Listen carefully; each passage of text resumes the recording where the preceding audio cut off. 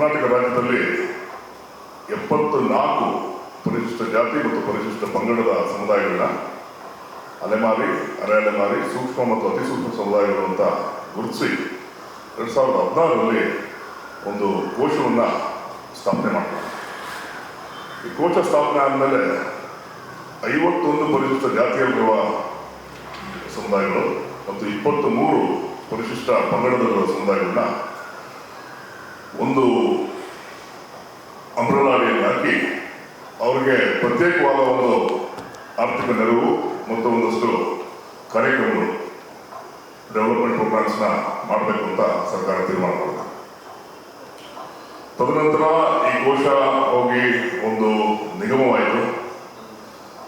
ನಿಗಮವಾದ ನಂತರ ಇತ್ತೀಚಿನ ದಿನಗಳಲ್ಲಿ ಅದಕ್ಕೆ ಒಬ್ಬರ ಅಧ್ಯಕ್ಷರನ್ನು ನೇಮಿಸಿದ್ದಾರೆ. ಐತಿಹಾಸಿಕವಾಗಿ ಸ್ವಾತಂತ್ರ್ಯ ಬಂದು ಸುಮಾರು 77 ವರ್ಷಗಳಾದ ನಂತರ ಒಂದು ದುರದೃಷ್ಟ ಏನಂದ್ರೆ ಈ 74 ಸಮುದಾಯಗಳು SC ST ಅಲೆಮಾರಿ ಸಮುದಾಯಗಳು ಏನಿದ್ದಾರೆ, ಈ ಸಮುದಾಯಗಳಲ್ಲಿ ರಾಜಕೀಯ ಪ್ರಾತಿನಿಧ್ಯ ಸಂಪೂರ್ಣವಾಗಿ ಮಿಸ್ ಆಗಿದೆ. ಈ ರಾಜಕೀಯ ಪ್ರಾತಿನಿಧ್ಯ ಏಕೆ ಅದರ ಇಂಪಾರ್ಟೆಂಟ್ ಅಂತ ಹೇಳಿದ್ರೆ, ಡಾಕ್ಟರ್ BR ಅಂಬೇಡ್ಕರ್ ಸಾಹೇಬ್ ಹೇಳಿದಂಗೆ political power is the master key ಅಂತ ಹೇಳಿದ್ದಾರೆ. ಯಾವುದೇ ಒಂದು ಸಮುದಾಯಕ್ಕೆ ರಾಜಕೀಯ ಶಕ್ತಿ ಇದ್ದಿದ್ರೆ ಅದು ಯಾವುದೇ ಕಾರಣಕ್ಕೂ ಉದ್ಧಾರ ಆಗೋದಕ್ಕೆ, ಸಮಾಜದ ಮುಖ್ಯವಾಹಿನಿಗೆ ಬರೋದಕ್ಕೆ ಸಾಧ್ಯವೇ ಇಲ್ಲ ಅಂತ ಡಾಕ್ಟರ್ ಬಾಬಾ ಸಾಹೇಬ್ ಅಂಬೇಡ್ಕರ್ ಅವತ್ತಿನ ದಿನ ಹೇಳಿದ್ದಾರೆ. ಅದು ತಿಳಿದಿರೋ ಕಾರಣದಿಂದ ಈ ಸಮುದಾಯಗಳಿಗೆ ರಾಜಕೀಯ ಪ್ರಾತಿನಿಧ್ಯ ಅತ್ಯವಶ್ಯಕವಿದೆ ಅಂತ ನಾವುಗಳು ಸಂಘಟನೆಗಾರರು, ಹೋರಾಟಗಾರರು ಇದ್ರ ಬಗ್ಗೆ ಧ್ವನಿ ಎತ್ತಿದ್ದೀವಿ. ಅದಲ್ಲದೆ ಅಧಿಕೃತವಾಗಿ 2008ರಲ್ಲಿ ಬಂದ ರೇಣುಕೆ ಕಮಿಷನ್ ರಿಪೋರ್ಟ್ ಇರ್ಬೋದು, ಅಥವಾ 2019ರಲ್ಲಿ ಬಂದ ಬೀಗೂರ ವಿಧಾತೆ ಕಮಿಷನ್ ರಿಪೋರ್ಟ್ ಇರ್ಬೋದು, ನಾಮನಿರ್ದೇಶಕ ಸ್ಥಾನಗಳು ಏನಿದೆ MLC ಮತ್ತು ರಾಜ್ಯಸಭಾ MP ಗಳು, ಈ ರೀತಿಯಾದ ನಾಮನಿರ್ದೇಶಕ ಸ್ಥಾನಗಳನ್ನ ಹುಡುಕಿ ಈ ಒಂದು ಜಾತಿ ಅಲ್ಪಸಂಖ್ಯಾತ ಸಮುದಾಯಗಳಿಗೆ ತಲುಪಿಸ್ಬೇಕು, ಅವ್ರಿಗೆ ಇದನ್ನ ಮೀಸಲಾಗಿರಬೇಕು ಅಂತ ಆ ಕಮಿಷನ್ ರೆಕಮೆಂಡೇಶನ್ಸ್ಗಳಲ್ಲಿ ಸ್ಪಷ್ಟವಾಗಿ ಘೋಷಣೆ ಮಾಡಿದ್ದಾರೆ.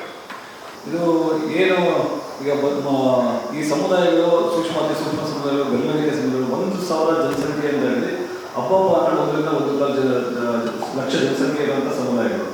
ಈ ಸ್ವಾತಂತ್ರ್ಯ ಪೂರ್ವದಲ್ಲೂ ಅಷ್ಟೇ, ಸ್ವತಂತ್ರ ಬಂದಂಥ ಪ್ರಜಾಪ್ರಭುತ್ವ ವ್ಯವಸ್ಥೆಯಲ್ಲೂ ಸಹ ಈ ಸಮುದಾಯಗಳು ಯಾವುದೇ ರೀತಿ ಪ್ರಾತಿನಿಧ್ಯತೆ, ರಾಜಕೀಯವಾಗಿ ಆಗಿರ್ಬೋದು, ಸಾಮಾಜಿಕ ಶೈಕ್ಷಣಿಕವಾಗಿ ಎಲ್ಲ ರೀತಿಯಲ್ಲಿ ಇರಬೇಕಾಗಿದೆ. ಸೊ ಈ ನಿಟ್ಟಿನಲ್ಲಿ ಈಗ ಚುನಾವಣೆ ಇದೆ, ಇಲ್ಲಿ ತನಕ ಸಹ ಯಾವುದೇ ರೀತಿ ಅವಕಾಶ ರಾಜಕೀಯ ಪಕ್ಷಗಳು ನೀಡಿಲ್ಲ. BJP ಆಗಿರ್ಬೋದು, ಕಾಂಗ್ರೆಸ್ ಆಗಿರ್ಬೋದು, ಅಥವಾ JDS ಆಗಿರ್ಬೋದು. ಈಗ ಹಲವಾರು 15-20 ವರ್ಷದಿಂದ ನಮ್ಮ ವಿವಿಧ ಸಂಘಟನೆಗಳ ಮೂಲಕ ಒಂದು ಸಮಾಜದಲ್ಲಿ ಒಂದು ಅರಿವು ಮೂಡಿಸುವಂಥ ಕಾರ್ಯಕ್ರಮ ಆಗಿದೆ. ಈ ಸಮುದಾಯದಲ್ಲಿ ಸಾಕಷ್ಟು ನಾಯಕತ್ವ ಕಟ್ಕೊಳ್ಳುವಂಥ ವ್ಯವಸ್ಥೆ ಕಲ್ಪಿಸಿದ್ದೀವಿ ಸರ್ ನಮ್ಮ ಸಂಘಟನೆ ಮೂಲಕ. ಈ ಸಮುದಾಯಗಳು ಈಗ ಈ ತುರ್ತಾಗಿ ನಾವು ಈ ಪತ್ರಿಕಾಗೋಷ್ಠಿ ಕರೆದಿರೋಂಥ ಉದ್ದೇಶ ಏನು ಅಂತಂದರೆ, ಈಗ ನೇರವಾಗಿ ಚುನಾವಣೆ MLA MP ನೇರವಾಗಿ ಲಕ್ಷಾಂತರ ಕೋಟ್ಯಾಂತರ ರೂಪಾಯಿ ಖರ್ಚು ಮಾಡ್ಕೊಂಡು ಚುನಾವಣೆ ಮಾಡೋದಕ್ಕೆ ಈ ಸಮುದಾಯಗಳಿಗೆ ಕಷ್ಟ ಇದೆ. ಈ ಒಂದು ಜಾತಿ ವ್ಯವಸ್ಥೆಯಲ್ಲಿ ಈ ಸಮುದಾಯಗಳಿಗೆ ಜನಸಂಖ್ಯೆ ಇಲ್ಲ. ಈ ಆಧಾರದ ರಾಜಕೀಯ ನೇರವಾಗಿ ಮಾಡೋದು ತುಂಬ ಕಷ್ಟ ಇದೆ. ಈ ನಿಟ್ಟಿನಲ್ಲಿ ನೇರ ನಾಮಕರಣ ಮಾಡುವಂಥದ್ದು ಕೆಳಮನೆ ಆಗಿರ್ಬೋದು, ಈ ಒಂದು ನೇರ ನಾಮನಿರ್ದೇಶನ ಸದಸ್ಯರಾಗಿ MLC ಮಾಡುವಂಥ ಅವಕಾಶ ಇದೆ. ಈಗ ಮುಂದಿನ ತಿಂಗಳು ಚುನಾವಣೆ ಇದೆ. ಏನು ನಾಮನಿರ್ದೇಶನ ಚುನಾವಣೆ ಅಂತಂದರೆ ಆಯ್ಕೆ ಇದೆ. ನಾಮನಿರ್ದೇಶನ MLC ಮಾಡಬೇಕು ಅಂತ ವಿಧಾನ ಪರಿಷತ್ತಿಗೆ 10ರಿಂದ 12 ಸೀಟು ಕಾಂಗ್ರೆಸ್ಗೆ ಅವಕಾಶ ಇದೆ ಅಂತ ಇದೆ. BJP 2ರಿಂದ 3 ಅವಕಾಶ ಇದೆ. JDS ಬಂದಿರ್ಬೋದು ಅಂತ ಭಾವಿಸ್ತೀನಿ. SC ST ಅಲೆಮಾರಿ ವಿಮುಕ್ತ ಬುಡಕಟ್ಟು ಸಂಘಟನೆಗಳ ಒಕ್ಕೂಟ ಅಂತ. ಸಂಘಟನೆಗಳ ಒಕ್ಕೂಟ ಅಂತಂದರೆ ಈಗ ನಮ್ಮ ಲೋಹಿತಾಕ್ಷ ಅವರು ಹೇಳಿದಾಗೆ ನಮ್ಮದು 7-8 ಸಂಘಟನೆಗಳು ಏನು ರಾಜ್ಯಾದ್ಯಂತ ಅಲೆಮಾರಿಗಳು ಮತ್ತು ಜಿಲ್ಲೆಗಳಲ್ಲಿ ಈಗ ಚನ್ನದಾಸರು, ವಲಯದಾಸರು, ಮಾಲಾದಾಸರ ಸಮುದಾಯದ ಅಧ್ಯಕ್ಷರು, ನಾನು ಸಿಲ್ಲೇಖಾತ ಸಮುದಾಯದ ರಾಜ್ಯಾಧ್ಯಕ್ಷ. ಇವರು ಕುಳುವ ಮಹಾಸಂಘದ ರಾಷ್ಟ್ರೀಯ ಪ್ರಧಾನ ಕಾರ್ಯದರ್ಶಿದ್ದಾರೆ. ಮತ್ತು ಕಮ್ಮಾರ ಸಮುದಾಯದ ರಾಜ್ಯಾಧ್ಯಕ್ಷರಿದ್ದಾರೆ. ಅವರು ಸುಂದರ ಸಿದ್ಧ ಸಮುದಾಯದ ರಾಜ್ಯಾಧ್ಯಕ್ಷರಿದ್ದಾರೆ. ಅವರು ದೊಮ್ಮನ್ ಸಮುದಾಯದ ರಾಜ್ಯಾಧ್ಯಕ್ಷರಿದ್ದಾರೆ. ಇಲ್ಲಿ ಎಲ್ಲ ಸಮುದಾಯಗಳ ಒಂದು ಪ್ರತಿನಿಧಿಗಳು ಬಂದು ಈ ಸಂಘಟನೆಯನ್ನು ಮಾಡ್ಕೊಂಡಿದ್ದೀವಿ. ಆ ಸಂಘಟನೆಯ ಮುಖಾಂತರ ನಮಗೆ ಒಂದು ಆಶ್ಚರ್ಯಕರವಾದ ಪತ್ರಿಕಾ ಮಾಧ್ಯಮಗಳಲ್ಲಿ ನೋಡಿದಂತಹ ವಾರ್ತೆ ನೋಡಿ ಆಶ್ಚರ್ಯ ಆಯಿತು. CS ದ್ವಾರಕಾನಾಥನ್ ಅವರು ಇದೇ ಸಮನ್ವಯ ಸಮಿತಿ ಮಾಡಬೇಕು ಅಂತ ಕರೆದಾಗ ನಮ್ಮ SD ಸಿದ್ದರಾಮಯ್ಯ ಅವರು, ಇಂದೂಧರ್ ಹೊನ್ನಾಪುರವರು, ಚಾವಡೆ ಲೋಕೇಶ್ ಅವರು ಮತ್ತು ಎಲ್ಲ ಸಮುದಾಯದ ಮತ್ತು ಎಲ್ಲ ಪಕ್ಷಗಳಲ್ಲಿ ನಾಯಕರುಗಳು ಒಂದು ಸಮನ್ವಯ ಸಮಿತಿ ಅಂತ ಮಾಡಿದ್ರು. ಆ ಸಮನ್ವಯ ಸಮಿತಿಗೆ ಅವ್ರನ್ನೂ ಆಹ್ವಾನ ಮಾಡಿದ್ರು. ಅಲೆಮಾರಿಗಳ ಪರವಾಗಿ ತಾವು ಕೆಲಸ ಮಾಡಿದ್ದೀರಾ, ಈ ಸಮನ್ವಯ ಸಮಿತಿಯಲ್ಲಿ ಬಂದು ನಮ್ಮದೊಂದು ಆಯೋಗ ರಚನೆ ಮಾಡಲಿಕ್ಕೆ ನಾವು ಟ್ರೈ ಮಾಡ್ತಾ ಇದ್ದೀವಿ, SC ST ಮತ್ತು OBC ಅಲೆಮಾರಿಗಳದೊಂದು ಆಯೋಗ ರಚನೆ ಮಾಡಲಿಕ್ಕೆ ಬನ್ನಿ ಅಂತ. SC ST ಅಲೆಮಾರಿ ವಿಮುಕ್ತ ಬುಡಕಟ್ಟು ಸಂಘಟನೆಗಳ ಒಕ್ಕೂಟದ ಪರವಾಗಿ ಇವತ್ತು ಒಂದು ಪತ್ರಿಕಾಗೋಷ್ಠಿಯಲ್ಲಿ ನಾವು ಮಾತಾಡಿ, ಕರ್ನಾಟಕ ರಾಜ್ಯದಲ್ಲಿ ಇತ್ತೀಚಿನ ದಿನಗಳಲ್ಲಿ ಒಂದು ಅಲೆಮಾರಿಗಳದು, SC ST ಅಲೆಮಾರಿಗಳದು ಒಂದು ಅಲೆ ಎದ್ದಿದೆ. ಇಲ್ಲಿ ನಾಯಕತ್ವ ಬೆಳೆದಿದೆ. ಆದರೂ ಕೂಡ ಯಾವುದೇ ಒಂದು ಪಕ್ಷಗಳಲ್ಲಿ ರಾಜಕೀಯ ಪ್ರಾತಿನಿಧ್ಯಗಳನ್ನ ಸಮರ್ಪಕವಾಗಿ ನೀಡ್ತಾ ಇಲ್ಲ.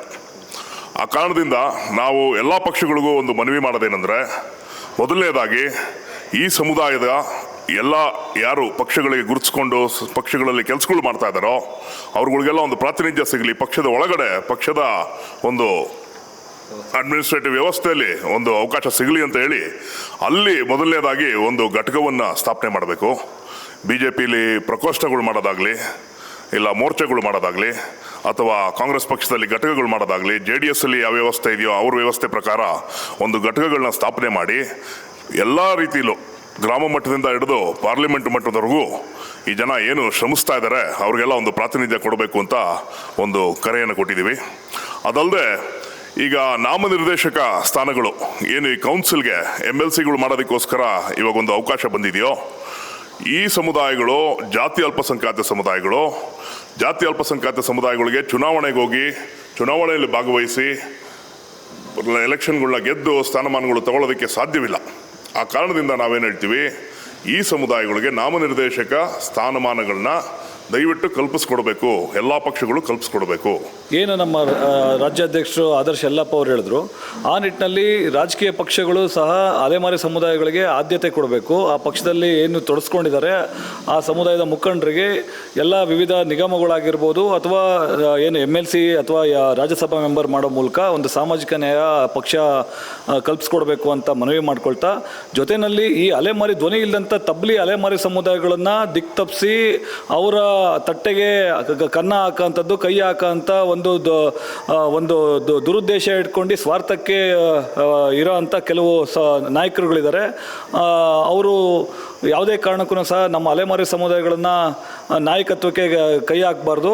ಅವರು ನಮಗೆ ಬೆಂಬಲಿಸಬೇಕು, ನಮಗೆ ಸಹಕಾರ ನೀಡಬೇಕು, ನಮ್ಮ ಸಮುದಾಯಗಳಲ್ಲೇ ಇರೋ ಅಂಥ ಪ್ರಮುಖರನ್ನ ಅವಕಾಶ ಮಾಡಿಕೊಡ್ಬೇಕು ಅಂತ ಕೇಳ್ಕೊಳ್ತೀನಿ. ವೆಂಕಟೇಶ್ ದೊರ ಅಂತೇಳಿ SC ST ಅಲೆಮಾರಿ ವಿಮುಕ್ತ ಬುಡಕಟ್ಟು ಸಂಘಟನೆಗಳ ಒಕ್ಕೂಟದ ರಾಜ್ಯ ಕಾರ್ಯಾಧ್ಯಕ್ಷನು.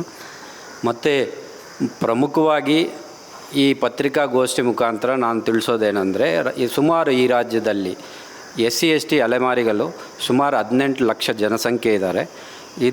ಈ ಧ್ವನಿ ಇಲ್ಲದ ಈ ಸಮುದಾಯಗಳಿಗೆ ರಾಜಕೀಯ ಪ್ರಾತಿನಿಧ್ಯ ಇಲ್ಲದೆ ಇಂಥ ಸಮುದಾಯಗಳಿಗೆ ರಾಜಕೀಯ ಪ್ರಾತಿನಿಧ್ಯ ಸಿಗೋದಕ್ಕೆ ಇದೊಂದು ಸಣ್ಣ ಅವಕಾಶ. ಎಲ್ಲ ಪಕ್ಷಗಳು ಇದನ್ನು ಗುರುತಿಸಿ ಇಂಥ ಸಣ್ಣ ಸಮುದಾಯಗಳಿಗೆ ಇಂಥ ಒಂದು ಅವಕಾಶ ಕೊಡಬೇಕಂತ ಮನವಿ ಮಾಡ್ತೀನಿ. ಈ ಪತ್ರಿಕಾ ಹೆಸರು BH ಮಂಜುನಾಥ್ ಅಂತ. ನಾನು SC ST ಅಲೆಮಾರಿ ವಿಮುಕ್ತ ಬುಡಕಟ್ಟು ಸಂಘಟನೆಗಳ ಒಕ್ಕೂಟ ಸಂಘಟನೆಯ ಪ್ರಧಾನ ಕಾರ್ಯದರ್ಶಿಯಾಗಿದ್ದೀನಿ. ಮತ್ತು ಅಲೆಮಾರಿ ಸಣ್ಣ ಸಮುದಾಯ ಸಿಳ್ಳೆಕೆತ್ತ ಸಮುದಾಯದ ರಾಜ್ಯಾಧ್ಯಕ್ಷ ಆಗಿದ್ದೀನಿ.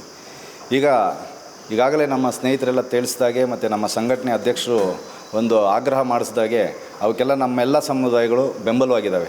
ದೊಮ್ಮರ್ ಸಮುದಾಯ, ಸುಡುಗಾಡು ಸಿದ್ಧರು, ಬುಡುಗ ಜಂಗಮ, ಕಮ್ಮಾರರು, ಚನ್ನದಾಸರು, ವಲಯದಾಸರು, ಮಾಲದಾಸರು, ಸಿಳ್ಳೆಕ್ಯಾತ, ಕೊರಚ, ಕೊರ್ಮ ಈ ರೀತಿಯಾದಂತಹ ಜಾತಿಗಳ ಒಂದು ಸಂಘಟನೆಗಳು ಎಲ್ಲರೂ ವೈಯಕ್ತಿಕವಾಗಿ ಇದನ್ನು ವಿರೋಧ ಮಾಡ್ತಾಯಿದ್ದೀವಿ.